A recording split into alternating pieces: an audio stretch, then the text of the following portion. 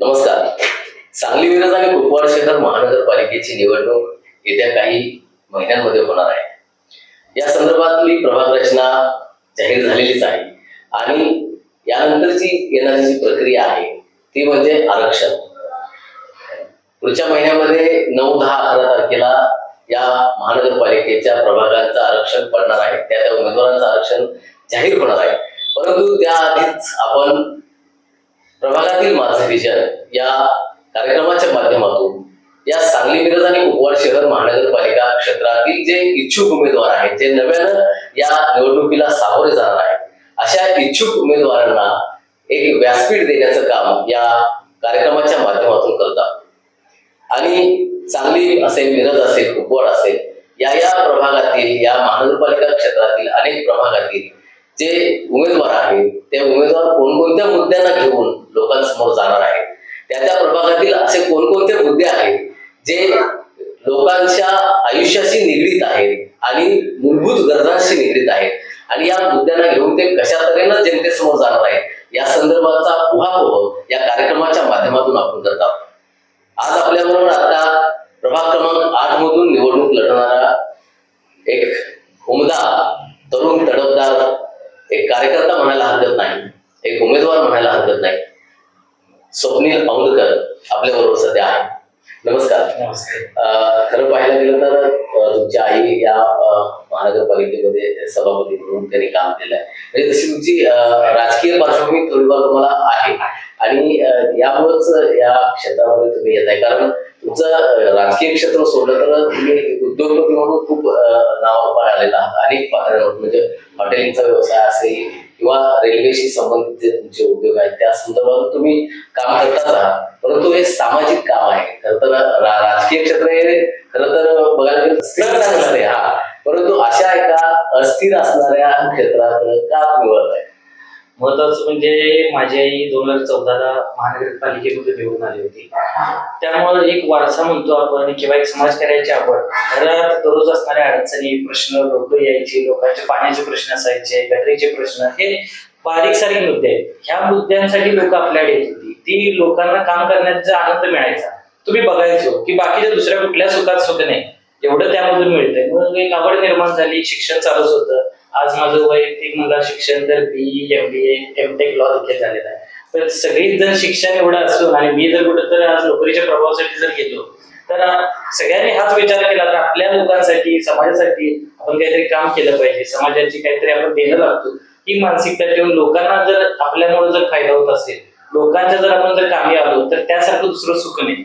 ह्या सगळ्या गोष्टी लक्षात घेतल्या. त्याच दिवशी ठरवलं, आई वडिलांची बोलायची साथ होती की आपण गरजेपुरतं काम करतोय, आपलं घर चालतंय, तर एवढ्याला आपण थांबून चालणार नाही.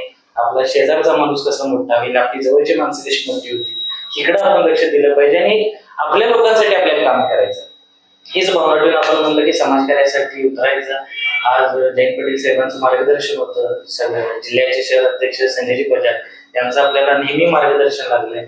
आज गेली 7 वर्ष झालं आपण सत्तेत नाही आहे किंवा घरातून कोणतीही सीट नाही आहे नगरसेवक म्हणून, पण कुठल्याही कामामध्ये प्रभाव पडला नाही, कधी दुर्लक्ष झालं नाही. साहेबांचं मार्गदर्शन असल्यामुळे कोणतीही समस्या होती, पद नसलं तरी आपण ते खोडून काम केलेलं आहे. आणि असंच आपल्याला कामं करत राहायचं. काय लोकांच्या समस्या आहेत, गटारे, रस्ते, कित्येक दिवस ह्याच मुद्द्यावर, विकासाचा मुद्दा घेऊन आपण इलेक्शन लढणार.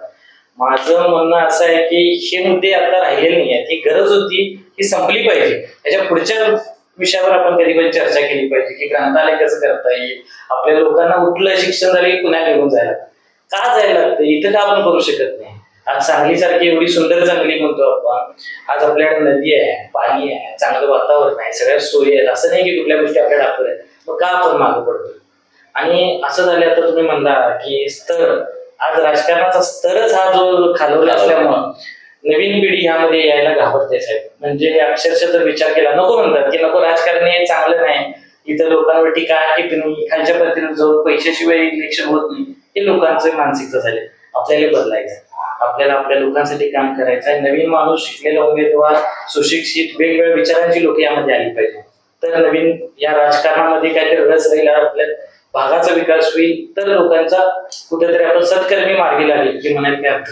पाहायला गेलं तर शरदचंद्र पवार राष्ट्रवादी काँग्रेस पक्ष असेल जो पूर्वी राष्ट्रवादी होता त्याच्यानंतर अजित पवार याच्यातून बाहेर पडले आणि या राष्ट्रवादीमध्ये 2 खाड्या निर्माण झाल्या. याचा परिणाम काय आता जे निवडणुकीवर तुमच्या उमेदवारावर होईल असं? नाही, असा काय फरक फारसा पडेल असं वाटत नाही, कारण निष्ठावंत कार्यकर्ते आहेत, निष्ठावंत लोक आहेत. आज ठराविक स्वार्थापोटी जाणं हे योग्य नाही. आज ज्या माणसानं आपल्याला संधी दिली, की ज्या माणसासोबत आपण राहिलो त्यासोबत प्रामाणिक राहणे आपलं कर्तव्य आहे. आज खोबरं तिकडे चांग बघ असं म्हणून चालणार नाही. आज संधी, आज उद्या दिवस फिरले, सत्ता बदलली तर कोण आहे याला? ह्या गोष्टी पण आहेत ना. आपल्याला प्रामाणिकतेचं फळ हे नेहमी मिळणार आहे. पृथ्वी गोल आहे, फिरून सगळं इथंच येणार आहे. कुणापासून कुणाची सुटका नाही आहे. त्यामुळे नक्कीच काय बदल पडणार नाही. लोकांनी जर मनावर घेतलं आणि आपला प्रामाणिकपणा आणि आपली जर निष्ठा आणि दुसरं आपलं जर विजन जर लोकांपर्यंत मांडायला जर आपल्याला पटलं तर लोक आपल्याला 100% उचलून धरतील, आम्हाला विश्वास आहे. आताची जी निवडणूक आगामी येते महापालिकेची, त्या संदर्भात काय चाचपणी लोकांशी करताय का? संवाद साधन चालू केले काय? संवाद म्हणला तर हे इलेक्शन आले म्हणून करतोय असा भाग नाही, की गेले 7 वर्ष झालं, 5 वर्ष म्हणा 2018 पासून आम्ही लोकांमध्येच आहे. लोकांचे प्रशासनाचे प्रश्न असतील, लोकांचे असतील माझ्या अडचणी आहेत, माझ्याकडे घंटा गाडी आली, क्षुल्लक प्रश्न आहे. हे आज आरोग्य अधिकारी त्यांना आपण जर सांगितलं तर प्रश्न सुटतोय, पण त्याचा फोन उचलला पाहिजे, त्या लोकांपर्यंत आपण गेलं पाहिजे. ह्या छोट्या समस्या होतात. आज भागातल्या जर पेटे आहेत जे राजकारणामध्ये सक्रिय असतात, जे समाजाची लोकांना आवड आहे, त्या लोकांना आपण वारंवार भेटतोय, त्यांच्या समस्या दूर करतोय. साहेब सकाळी 6:30 बाहेर पडलं की रात्री 11 शिवाय आपण घरी येत. आज घरातली थोडेफार नाराज आहेत, पण घरातल्यांना सांगून ठेवले की एवढ्या दिवस मी तुमचा, पण आपल्या समाजकारणासाठी करायचं आहे तर घरातल्यांना पण वेळ तेवढाच मिळेल, पण त्यापेक्षा जास्त वेळ समाजासाठी आपल्याला द्यायचा. त्यामुळं लोकांनी असं फारसं जाऊन सांगायला लागलं नाहीये की मी आता उमेदवारी म्हणून नाही. लोकांनी आपल्याला सांगितलं की तुम्ही पुढे होऊन आपले प्रश्न सोडवले पाहिजेत. त्यामुळे विश्वास आहे की आपल्याला लोक आपल्याला पाठीशी आहेत. प्रभाग क्रमांक 8 हा खूप मोठा विस्तारित भाग आहे आणि असं असताना जो विस्तारित भाग आहे आता नव्यानं जो वाढतो, आता भारती हॉस्पिटल पासून तो मैदा फॅक्टरी म्हणजे सिनर्जी हॉस्पिटलचा पाठीमागचा एरिया असेल, ती गुलमोहर कॉलनी आहे, परत तिथे नवीन एक वसाहत बोकरे कॉलनी, हा नवीन भाग. आता काय होतंय, प्रामुख्यानं मी राहायला विद्यानगरमध्ये, तर लहानाचं मोठं मी विद्यानगरमध्ये झालोय. तिथली जी लोक आहेत त्यांचा माझा लहानापासून परिचय आहे, पण जो नवीन भाग आहे तिथं आपण अजून ओळखीचे नसतात लोक, तर त्यांना कसं त्यांच्यापर्यंत पोहोचता येईल यासाठी आमचे प्रयत्न झाले की त्या लोकांना आपलं विजन काय, आम्ही काय पद्धतीनं काम करू शकतोय हे त्यांना पटवून द्यायचं. आणि एकदा त्यांना ह्या गोष्टी कळल्या तर लोक ती सुद्धा आपल्यासोबत राहतील. आणि जयंत पाटील साहेबांचं एवढं मार्गदर्शन आहे की ते तळागाळापर्यंत खालच्या लोकांपर्यंत विचार करतात की आपलं काम कसं पोहोचतंय.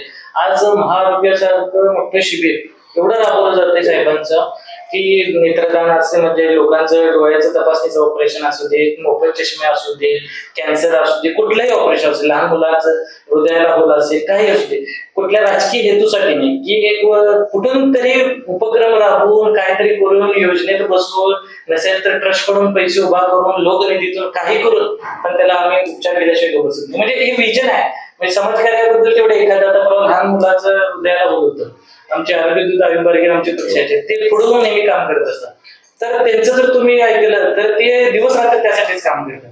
पण त्यातून प्रेरणा मिळते की काय लोकांना दुःख असतंय, अडचणी असतात. आज फक्त जेवलं खाल्लं राहिलं म्हणजे नाही, बऱ्याचशा प्रभागामध्ये समस्या, त्यातून जे समाधान असते ते वेगळं असतं. त्यामुळे आपल्याला नवीन भागापर्यंत पोहोचायचं आहे, त्या लोकांना समजून सांगायचं आहे की फक्त रस्ते गटारी हा प्रामुख्याने विषय नाही आहे, ह्या क्षुल्लक गोष्टी आहेत. मी एक साहेब देतो, एक तुम्हाला सांगतोय, जर हे 5 वर्ष गेले आणि आम्ही जर सत्तेमध्ये असेल, सभागृहात जर आमचा आवाज जर पोहोचला तर मी एवढं सांगेन की पुढच्या 5 वर्षात बोलायला रस्ते हे मुद्दे नसतील. ह्या विषयावर परत बोलायचं नाही की मी रस्ता करेन, घंटा गाडी आणेन, हे बेसिक गोष्ट आहे, त्याकडे दुर्लक्षच करायचं आहे. त्याच्या पुढे जाऊन वृद्धांसाठी नाना नानी पार्क कसं करताय, पूर्ण प्रभागामध्ये एक नाही करायचं, तर प्रत्येक जिथं लोक गोष्टी जास्त आहेत तिथं नाना नानी पार्क असतात. म्हणजे लोकांना फिटनेसकडे लक्ष देणं गरजेचं आहे. आपण फेवरेट करतो तर त्यांना वॉकिंग ट्रॅक असेल, हे लोकजागृती करून आज त्यांना प्लॅटफॉर्मच नसेल तर ती लोक करणार कसे आहे. त्यांना प्लॅटफॉर्म उभा करून द्यायचं काम आपलं. वाचनालय तयार करायचे, वाचनालयात जर विद्यार्थ्यांना आज पेडमध्ये जायचं, आज एमपीएससी युपीएससी सारखी परीक्षा आहे, साधं पोलीस भरती होणं सुद्धा सोपं काम राहिलं नाही, एवढी स्पर्धा आहे त्यामध्ये. तर अभ्यास करण्यासाठी जे ग्रंथालय नाही, लायब्ररी नाही, तिथे जाऊन एक शांततेने लोक अभ्यास करतील अशी जागा, तर त्या गोष्टी करायच्या. दरवेळी उठायचं, हे रस्ता करायचा, ते गटर करायचे, किती दिवस करायचे, का संपत नाही प्रश्न.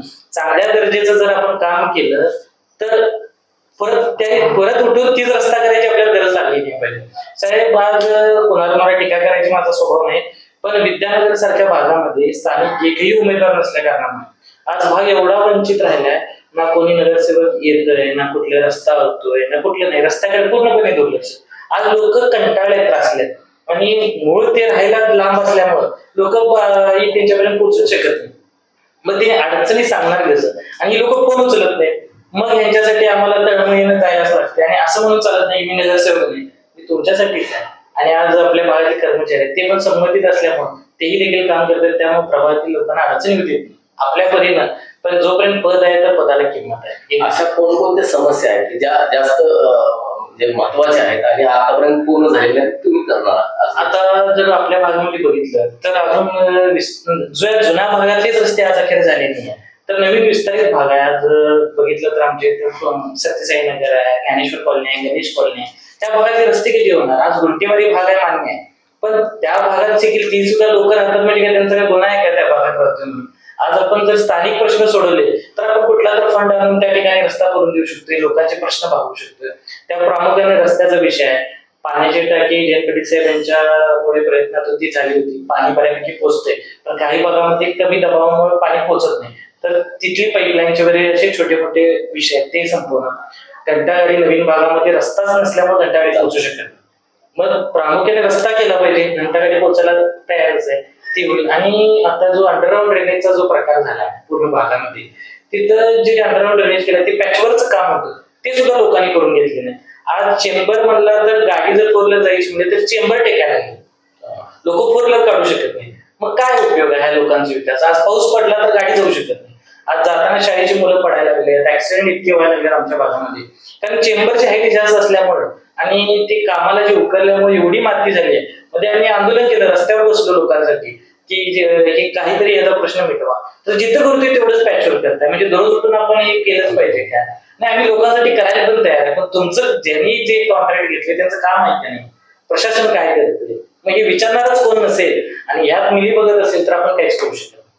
चैत्रबन नाल्याचा एक विषय खूप मोठा कारण प्रभाग क्रमांक 8 पूर्ण बाधित होतोय. त्याच्यामुळे अनेक वस्त्यांमध्ये, अनेक घरांमध्ये, झोपडपट्टीमध्ये पाणी मोठ्या प्रमाणात शिरते. कारण अनेक वर्षापासूनचा प्रश्न आहे. गेल्या वर्षी सुद्धा जे आयुक्त होते त्यांनी तिथं भेट देऊन कामाला सुरुवात केली होती, तरी सुद्धा अजूनपर्यंत ते काम प्रलंबित आहे आणि अजून पाणी शिरतंय. पाणी आज मला मंगलमूर्ती कॉलनी असेल, आपली पलीकडची चैत्रबनचा भाग असेल, गुडघ्यावर साहेब पाणी येते. तिथून प्रश्न सुटेना झालाय लोकांचा, कारण काय व्हायला बॅक वॉटर येते. मग आता नाल्याचं काम चालू आहे. सत्यम साहेबांनी परवा आयुक्तांनी तिथं पाहणी केली, हा नाला मोठा करणं गरजेचं आहे. काय झालंय, काही ठिकाणी अतिक्रमण असल्यामुळं, काही लोकांनी तिथे विरोध केल्यामुळे हे रस्ते नाही झाले आणि ते रस्ते नसल्यामुळे नाल्याला वाट दुसरी द्यावी लागली. पण हा प्रश्न नाही. आता मला एक आशा आहे की हा नाल्याचा 100% प्रश्न आपणच संपवणार. आतापर्यंत चालत आले हे ठीक आहे, पण ते काम पूर्ण केल्याशिवाय आम्ही करत असणार. आता चालूच आहे प्रोसेस, तर ते पूर्णत्वास कसं नेता येईल आणि नवीन काय करता येईल त्यामध्ये, तो देखील आपण त्यामध्ये लक्ष घालू. प्रभाग क्रमांक 8 मध्ये आता जे नगरसेवक, माजी नगरसेवक म्हणून काम केलं, विष्णू माने असतील, त्याच्यानंतर राजेंद्र कुमार आहे, कोळेकर, कल्पना कोळेकर मॅडम आहे, यांनी काम सगळ्यात जास्त काम विष्णू माने यांचं, म्हणजे लोक त्यांना सांगणं आणि करणं त्यामध्ये बदल आहे. मी कोणावर टीका करणार नाही, जे काम केले तर केले, पण असं होत नाही की ज्या लोकांना पुढे आपण सारखं जातोय, जे आपल्या फेवर मधले लोक आहेत, जे आपल्या भागातले, त्याच भागाचा रस्ता करणं योग्य आहे का? बाकीच्या लोकांनी पण तुम्हाला निवडून दिले ना, हे लोकांनी विसरून नाही चालणार. लोकप्रतिनिधीने प्रत्येकाने माझ्या दारातला रस्ता, माझ्या भागातली गटर, माझ्या येण्या जाण्याचा रस्ता हे जर करत बसलं तर बाकीच्या लोकांवर अन्यायच आहे ना. आज म्हणजे काय झालं, जर लक्ष्मीनगरचा एखादा रोड जो मेन झाला असेल, आज स्मारका बसला रोड असेल, कुठलंही लोक आपापल्या भागातलेच रस्ते करायला ना. का विद्यानगरची काय चूक आहे यामध्ये, किंवा आज विजयनगरच्या पूर्व भागामध्ये त्यांची काय चूक आहे? आज असलेली तक्रार आहे की जे रस्ते केले साहेब ते परत उकरून टाकले. म्हणजे लोकांना नशिबाने रस्ते मिळाले होते, नशीब का म्हणायला लागतोय कारण एवढा पाठपुरवठा करून सुद्धा केला नव्हता, तो रस्ते झाले ते देखील उकरले. आज लोक आता परत कुणाकडे न्याय मागणार? रुंदीकरणाच्या नावाखाली लोकांचे प्लॉट मधून 100% तक्रार आहे. आणि त्यावर आरोप होतो की तुम्ही वर 2ची जमीन घेतलाय, तुम्ही येणे प्लॉट घेतला नाही. आज तिथं तळागाळातली लोक राहतात, सर्व समाजाची लोक राहतात, सगळी लोक श्रीमंत आहेत असा भाग नाही. काही लोकांच्या अडचणी आहेत, आपण त्यांच्या सोबत कसं उभं राहू हा आपलं काम आहे ना. आपण त्यांना विरोध करून आपली लोक आहेत त्यांना आपण एक पर्यायी तोडगे व्यवस्था काढली पाहिजे की त्यांचं पण नुकसान नाही होणार आणि बाकीच्या नागरिकांना पण होणार. अशा पद्धतीने आपण काम केलं पाहिजे. नाही हा माणूस माझ्या विरोधात होता, मुद्दाम ह्याच्यासमोर होता, ही सोडबुद्धी आपण ठेवली नाही पाहिजे. राजकारण जर आपल्याला करायचं आहे तर कुठलाही द्वेष, कुठलाही हे माणूस मनामध्ये नसला पाहिजे. झालं गेलं राजकारण, 2 महिन्याचे गेम होती, स्पर्धा होती, संपली. मग नव्यानं आपण काम करून नवीन भागामध्ये किंवा आपण आपल्या लोकांसाठी किती काम करू शकतो एवढंच बघायचं. 5 वर्ष संधी दिल्या लोकांनी, संधीचं सोनं कसं करता येईल एवढंच आपण बघायचं. आगामी निवडणूक आहे ती विष्णू मानेंना आता जड जाणार का?